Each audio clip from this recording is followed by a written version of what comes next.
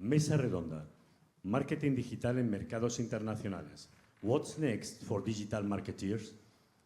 Modera, Enrique Ruiz, Subdirector General de Marketing Exterior del Turismo de Turespaña.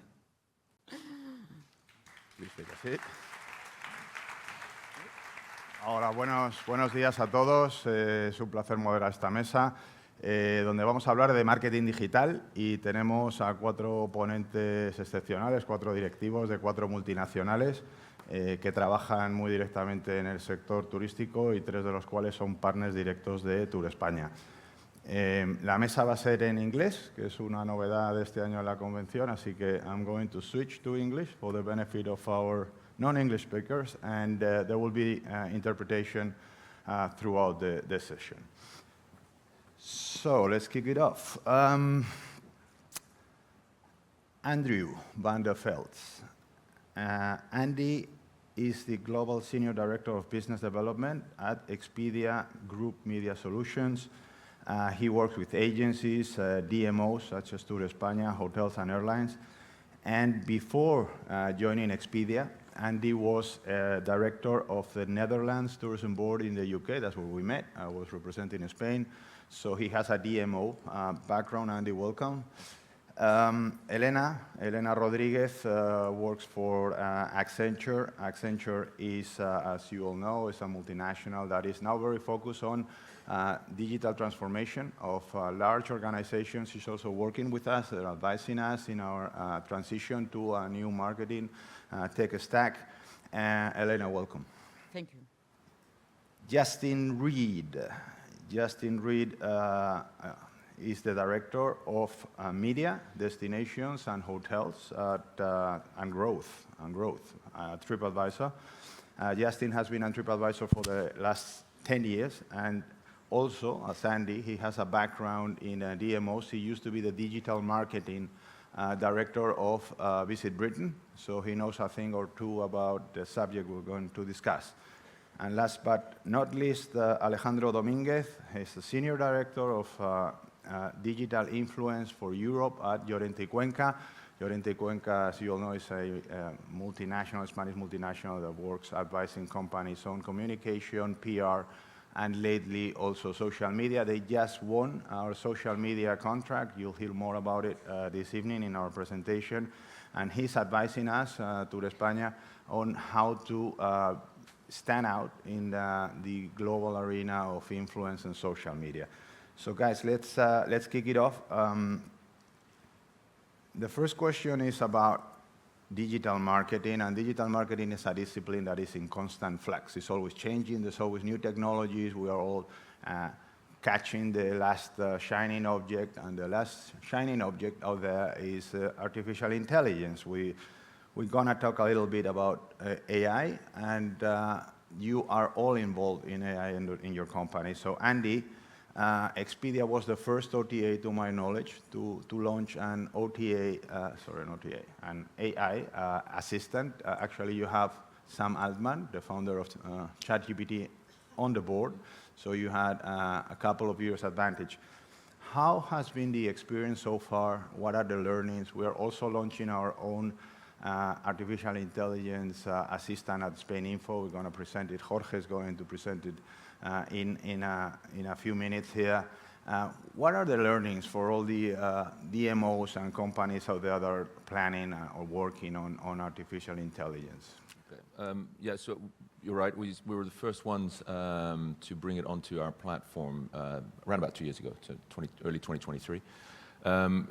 It's being used predominantly to understand the traveler intent and traveler behavior on there too, so that we get more iterations. And I'll talk a little bit about Romy in a second, which we'll be launching. We have it in beta at the moment, but launching next year, which is the new version of that ChatGPT, much more intuitive and part and parcel of that generative AI as opposed to just a machine learning tool. The learnings from it is more around how people engage with it and the growth of that. The data we're looking at is, in 2023, the data we saw was like 6% of travelers were using AI for the planning phase, and it does work mostly in the planning as opposed to the inspiration. So it's when you're moving into that, what questions that it's been mostly used. The advancement of that, now coming back to Romy, is how do you then engage with the audience a little bit more, rather than just being questions, and that's Romy, and it's R-O-M-I-E. As I say, it's in beta at the moment. But what that's going to do is you invite it into your lives effectively. So if we were to share an SMS or a chat, we would invite @Romy to join our conversation. So as we talked about where we want to go on a break, it would then be intuitive and give advice based on the content it's pulling from Expedia's platform, all the way through from effectively suggesting, through to summarizing it, through to creating an itinerary, and then the ability to book it. And then after that, whilst it's also adapting to, for example, you booked a hotel and your flight is late, it will then automatically inform the hotel that you're arriving late. It'll change your itinerary based on the changes that are happening on your in real-time visit. So what we used it for, to answer your question, is to understand the traveler's behavior in order to make better iterations of that particular model going forward. What we do know as well is that 50% of travelers are interested in using AI as part of their planning process. 50%. 50%. Okay, thank you. So you're actually crossing the AI with direct messaging apps, right? Like Yep. WhatsApp. Yep. Very interesting. Thank you, Andy. Elena, as an expert in technology, you advise large companies, public and private, and you're specifically an expert in the public sector. A lot of public sector DMOs out there here today. From your vantage point, what are the common challenges that we all face and the common mistakes that we all make when adopting this new technology? And I like this old saying in tech. They say we tend to overestimate the impact of technology in the short term and underestimate in the long term. Is that the case? Yes. I prefer to focus on the challenges, not in the mistakes. Okay. As in every transformation, I think we have 3 challenges around people, processes, and data. But with AI, the thing is, this is going very, very fast. You have to see their work. Is in 2 years, it's almost 50% using them. And so this transforms the challenges. First one is this transformation and operational model is just not efficiency, reducing cost. You have to reinvent. You have to look for value for your clients. And it's not doing the same with less or more rapidly. It's reinventing and looking for something else. This brings the second, is people, skills. You have to look for the new skills they need, because they are not doing the same things in our companies. They're maybe just tomorrow, but not in a couple of months. And the third one, and for us in Accenture is really, really important, is responsible AI. And this has to be looking for the future. It's bringing up a framework where sustainability, transparency, compliance, risk, everything is in that framework, so the whole organization can work with it. Thank you, Elena. Responsible AI. Yeah. I like that. Ethics, compliance, GDPR. And compliance. Justin, you work at the largest meta search platform in the world. You get close to 450 million people every month. On your side, you have billions of reviews, and you also launch an AI-based trip planner. When was that, and how has been the experience so far? What are the red flags? Same questions as for Andy. Un momento. Hola. Hola. Gracias, Enrique, por invitarme y disculpa por mi ropa, pero EasyJet perdió mis maletas.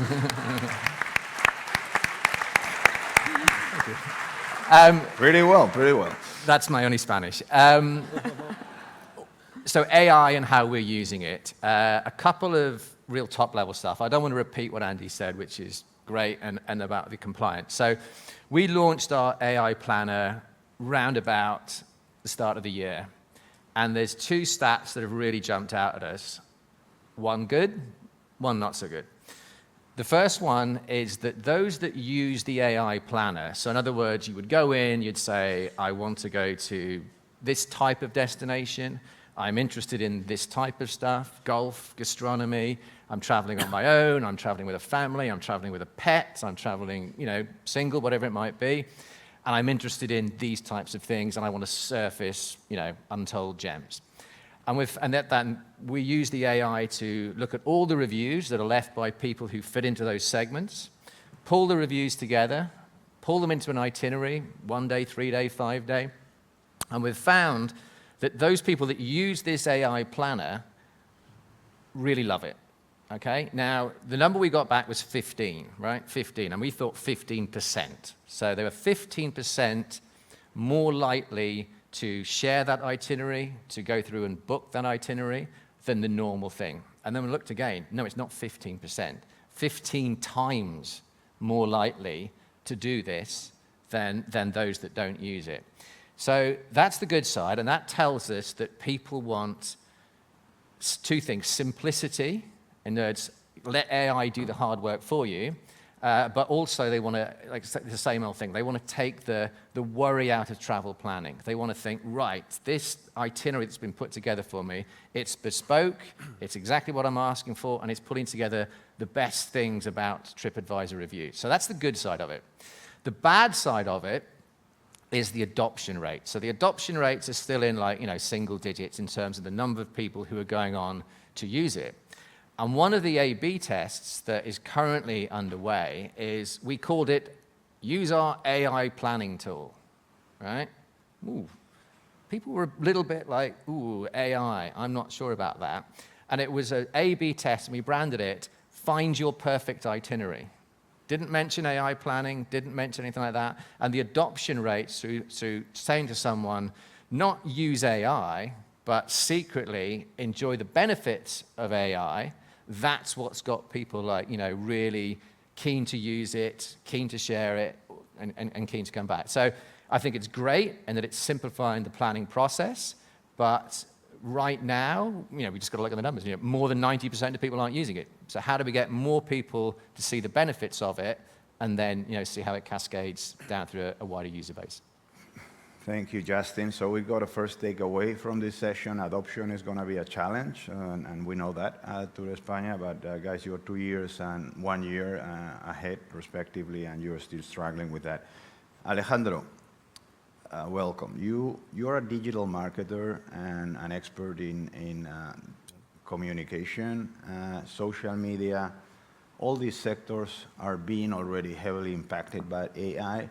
And I want you to share with us, how do you see AI impacting the job of the marketers here, the people that are doing the destination marketing at the destination? Where do you see the short and long-term impact of AI? Well, thank you, Enrique. I think that artificial intelligence is so disruptive because it went mainstream faster than any other technology, and is changing day by day how brands communicate with their stakeholders. And focusing on tourism, the AI impacts directly on every phase of the digital journey of the travelers. The digital journey is from dream, discover, plan, enjoy, and share. And we see a big impact in all the phases of this journey. For example, in discovering new destinations, AI is competing directly with Google or social media, and from this point of view, it's not just a technology, but it's also becoming a new kind of channel. We can give a lot of, Andy and Justin give some examples in the planification stage. We can give a lot of examples, but it also brings a lot of challenges and opportunities. I just want to highlight two of each. In the side of the opportunities, I think that the AI allow us to personalize much more our marketing and communication. Personalization is one of the main trends in digital marketing, and we can redefine the role of brands in creating campaigns and customized experiences.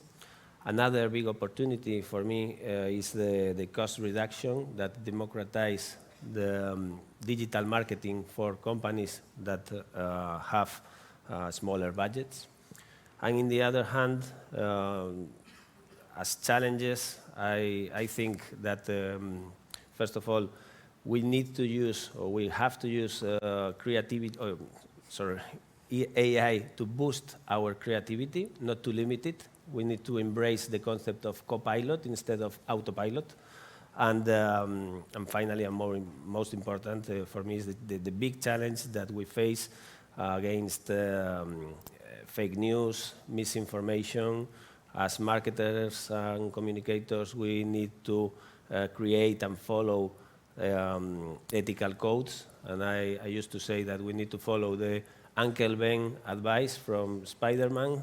With great power comes great responsibility, and nowadays the AI is a great power. I love that one, Uncle Ben advice. So on the light side, we have personalization capabilities that we never had before. On the dark side, we have ethical issues, we have fake news, we have loss of credibility. All right, so now there are two big trends out there. One is greenwashing, the other one is AI washing. We're done with the AI washing already. We talk AI, so now let's talk about other digital trends, okay? What else is happening aside from AI in the digital arena that you see as trends? And here, Andy, you go first.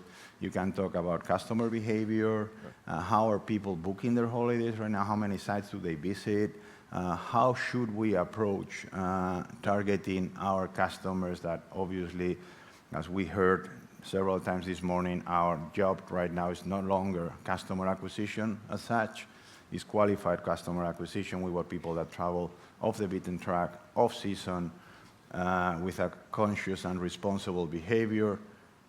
What can help us out there in digital trends that you can see? Okay, before I answer the question, just one other thing on the AI, if I might, very quickly, and that is the B2B usage of it, which we're talking about here, the B2C, but it is being used incredibly strongly on the B2B, and we just shouldn't forget about that part of it as well as marketeers, and that's content creation. So the machine learning capabilities of AI in terms of identifying the right picture, the right content, in order to get the right conversion and the right reaction, is all based on just mass machine learning on that, and therefore can aid a marketeer in getting that message across correctly. Just as a side note, because we always focus on it being a B2C thing, there's a huge B2B application in it as well. In terms of trends that are, I mean, as you know, we're all in the industry, it continues to change in terms of travel behavior, and the big things that we always look at are, you know, when's the right time to be committing yourself to a campaign or information to a partner or to a traveler, based on the booking window, as an example. We've seen that stabilize, but there are differences in terms of when you start thinking about it, whether somebody's looking just for a hotel or for a hotel or a package. And just insider information, if the people or the travelers who are booking longer with us tend to be those that actually book either an airline or a package by about 2 days, sort of 10.8 days on average globally versus 8.8 days if it's just a hotel. So if you're thinking about how do I increase length of stay in my destination, start thinking about how do I do a collaboration with air and the lodging as well, rather than just focusing on the lodging part. Other things that are coming up, and I'll be quick because I know we're tight in time, but the ones that are, and Alejandro is going to speak about social, but that for us is something which is really quite interesting.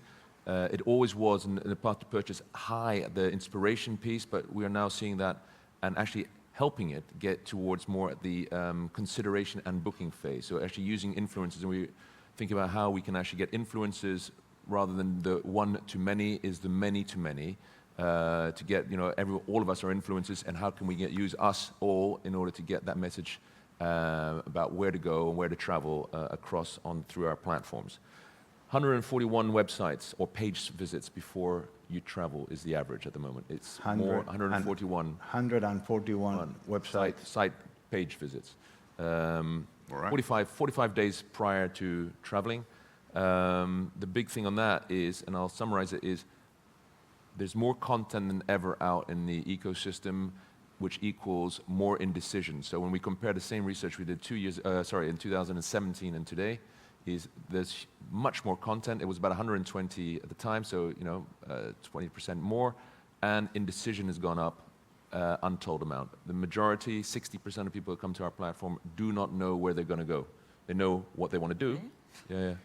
But they're up to 3 different destinations in mind when they get to our planet. So the inspiration and the consideration has become far more important now because there's so much content, confusion reigns. And that's where I think AI can bring that and social can bring that closer. I'll just leave it there because I've got a Thank you, Andy. So 60% of people go to your website with an undecided destination in mind. That's great. That's amazing. Elena, from tech consulting, what are the big trends? And please ask you to keep it very short, 2 minutes each now, because we want to have a last really hot topic question for you guys to give your opinion on. Really quick, in this environment of cookieless future that will come, maybe, and privacy, building different relationships with our customers. It needs a technological environment, a different one. 3 pieces, or three tools. CMS is becoming digital experience platform. It's not about just content. It's bringing the right content to the right people with data, with analytics, using analytics.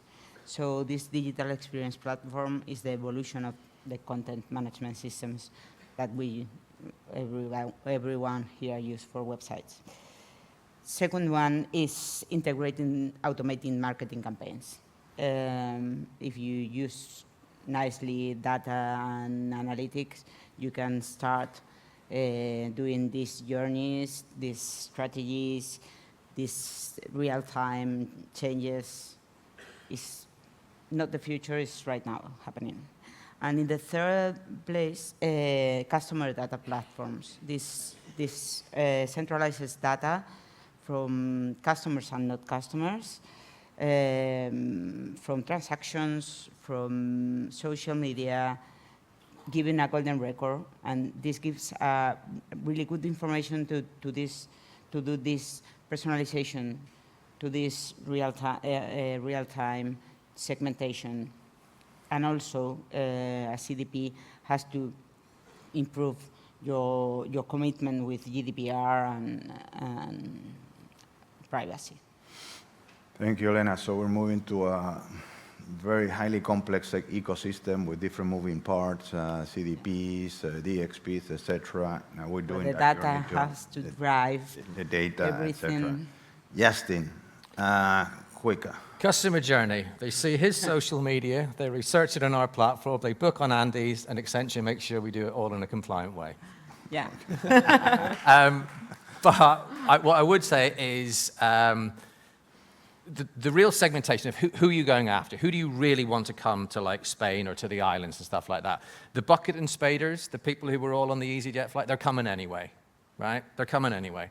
It's who the people that you really want. So it's how do we really segment the golfers rather, the gastronomy people. And I would chuck in there as well, you might hate them when you're behind them in a car, cyclists. High net worth, spend a lot, love the aspirational idea of climbing, whether it's the mountains in Palma or around Tenerife or kind of thing. They'll come in groups and they'll boast about it and brag about it.